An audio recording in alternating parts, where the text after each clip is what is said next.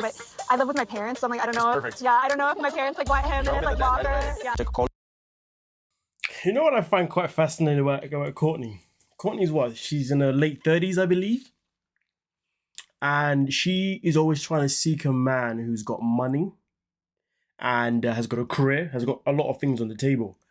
And she still lives at home with her parents. So you're telling me this woman hasn't even been able to, you know, have her own growth in life, or where she lives on her own. Doesn't have to be a mortgage. It can easily be rent. There's nothing wrong with rent at all. You know, so the crazy thing about it is she's always seeking a man of a certain value, but yet she doesn't even have herself at a certain value. That's crazy. But nonetheless, though, we know as of last week, Courtney said that she wanted to be with Colt, or at least try things with Colt, and not Usman. And also in that same conversation of last week, Colt did reveal that he's currently living in his car. And not only did he reveal he's living in his car, he pretty much spoke about how, you know, ever since the breakup with Vanessa, he's been out obviously on his own, and he also really doesn't even have a job neither. And realistically, he doesn't actually know where he's going in life. I mean, he mentioned about being in his car and driving to set places, but more on a survival type situation, not really on a, okay, well, I really want to travel the USA type stuff. This is what I'm saying. So there was never any real clarity to what Colt's plans were. But either way, though, she wants to take in this man who has got no plans in life, which, to be fair, does make sense to her personality. Her being with somebody that really isn't going anywhere right now in life makes literally sense to herself, because she's somebody is, where's she going again? So when it comes to value, I guess her and Colt literally are in the same spot. Basically, you could argue in a weird way, bumps. But here's the thing, though. She is now asked her parents if Colt can stay at their place. Imagine that the first time your daughter brings home a man that she wants to pursue a relationship with, the first thing he's going to do is live with your parents. That is wild. I mean, Courtney's always talking about how her mum wanted to be with guys with money, guys who are at a certain stature, but yet her parents are going to be more than happy with this, basically at this moment in time, this bum living with them. Which brings me to my next point. What did Courtney actually tell her parents about Colt? Well, let's get into it. To our family house because he has nowhere to stay. Regardless of his leg, he seems to be very lazy, Facts. broke, and homeless. The big picture, he is a scammer. Facts. Facts. Say it louder. So I need to go and tell her that before it's too late. No. Why? So he was living with his ex-wife, and then he basically like moved out. He'll be traveling all the time, but he has no money to pay for the rent of the house that he's going to stay. So here's the thing. She tells him a story about how Colt plans on traveling. He's got money to travel around the States. And that's his general plan moment. So basically, what she has done is she's taken the story or the information that Colt gave her, and she's amplified it. Because Colt didn't make himself, there was nothing that he said that made him sound like as if he's somebody that is choosing to be homeless so he can go travel and enjoy life. He didn't say none of that stuff. He literally said that his relationship went downhill and basically he's homeless. It's literally in a nutshell. And he said it in a way where he would get Courtney to feel sorry for him. And I must say, it is definitely working. Not only does she feel sorry for him, but she's also modifying the story to make it sound better than what it is. So I do believe that she told her parents that, listen, don't worry, he's not like, you know, homeless, and he's not jobless, you know. It's just that at this moment in time, he wants to travel and do certain things, so that's why he hasn't got a home. So I genuinely believe that she told her parents a story that was not legit, okay? This is crazy. This is a massive, massive red flag. If you're going to abuse somebody and you have to lie or amplify who they are to your parents, that's a red flag. That should already tell you that you are going to have to bend rules over time and lies and do all sorts just to make this guy look perfect in your picture. No, make him look perfect to other people, when in reality, you know, that's not the case.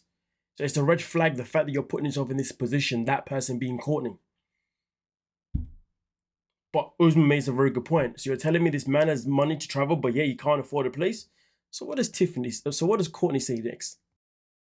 In US? Yeah, I mean, rent in the US is like super crazy right now.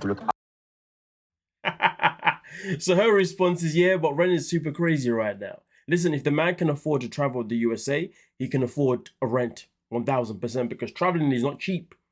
Whether you're doing it by car, public transport is not cheap. You can argue it's cheaper. It may be cheaper for a short period to live in your car and move from place to place. You can argue that, but that will only last as long as it will last. Either way, this is Courtney just making the story sound like something else it's not. Out for you because I would not like for you to regret what you're going into. Yeah. You being a woman, and then you are dating a man, and then you have to bring him to your house because he has nowhere to stay. It's just a calamity. Courtney right now gives me vibes of Darcy and Stacey, you know. Will happily pay for this, and that just to keep the man around, and then pay for this, and that just so they can look like the it factor, look like the it couple. It's quite tragic. It must be a blonde thing on the show or something like that. But we continue. He's trying to use me. He's using you already. Of course, you Tell me where's the lie. He's using you already. 100%. Usman told no lies. take care of him. You bring him to your house. No matter what, he should be able to pay for where he can stay at least. Definitely not doing. Facts. I mean, the man managed to get himself to Mexico, right, to be on the show, didn't he? Regardless whether TLC covered it or not. And also, the bills, what about the hospital bills that they would have had to have paid for while he was there when he was injured as well? TLC probably covered it, but Yeah, so now you are not even doing 50, you're doing 110. That doesn't add up. The negative stuff that Colt's exes say about him. I feel he has a bad reputation, so it's like maybe I should take a step back and rethink some things. you should. Like Usman said, it's not even a 50-50 situation. You're 100, you're paying 110. He's paying nothing pretty much at this point. And to be fair, this isn't the first time she's pointed out that his exes have said bad things about him. With us, and they were like, yeah, he could stay like a month or so. So, yeah. Go girl.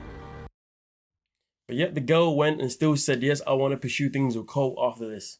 Now, based on what the tell-all shows, seems to me as if the red flags that she missed, the red flags that she chose to ignore, they came back and bit her in the ass. Based on what we saw, and there's the preview for next episode, where we see that Colt has been messaging other women behind her back, which is a trend that Colt does anyway. Maybe when Colt went down on her and gave her his skills, maybe he really hypnotized her mind. Damn, yeah. Either way though, Courtney has put herself in this position, and that's just her. And do you know what the worst thing is? Given the fact that her mother gave her this standard of what type of men that she should go for, and for the first time on TV history, she has gone for a man less than all the standards that her mom has always asked her to go for. Just imagine the trauma that she's now going to have from this relationship with Colt. And that means any other man that now comes in her life, the standards that she was looking for before that were already unrealistic, they're about to get even more unrealistic. Because here's the thing, some people do date down with the hopes that dating down will give them more of a stable life and more clarity and more reassurance because they don't have to worry about that guy looking elsewhere or girls wanting him, blah, blah, blah, blah, blah. But the fact that she's dated down and this guy is literally slapped in the face pretty much, it's a calamity. But everybody should know by now, dating down doesn't always give you the result that you want. Sometimes it can cause you more harm than it can cause you good. And when it causes you harm, yeah, your standard of what you're looking for moving forward becomes even harder for you as a person because your mind gets clouded because you're too busy thinking about what the guy you dated down did to you, and then start thinking about how you now need to add his issues into the issues that you've gone with the guys that you was always looking for before. It just creates one hell of an abomination, and it's like, what now? And this is how people end up being single for a long time and miserably single for a long time because they end up overthinking it with all this trauma of just bad relationships, bad choices. Yeah. But realistically, I will say this to you now. If you have had a pattern where you have dated people of a certain caliber and it has not worked out for you, then you've decided to date down and it has not worked out for you. This is the main thing you have to take away from that experience. Those men were never the problem. You was. Why? Because there's clearly a pattern about you that's allowing these men, whether you're dating down or dating to your standard, that's allowing them to be confident enough to treat you like shiz. So clearly it's something that you have to look in within yourself, recognize it and be like, you know what? Yeah, let me check myself real quick. Nonetheless though, let me know your thoughts. And remember, we got a live stream coming on later on today, so be there for that.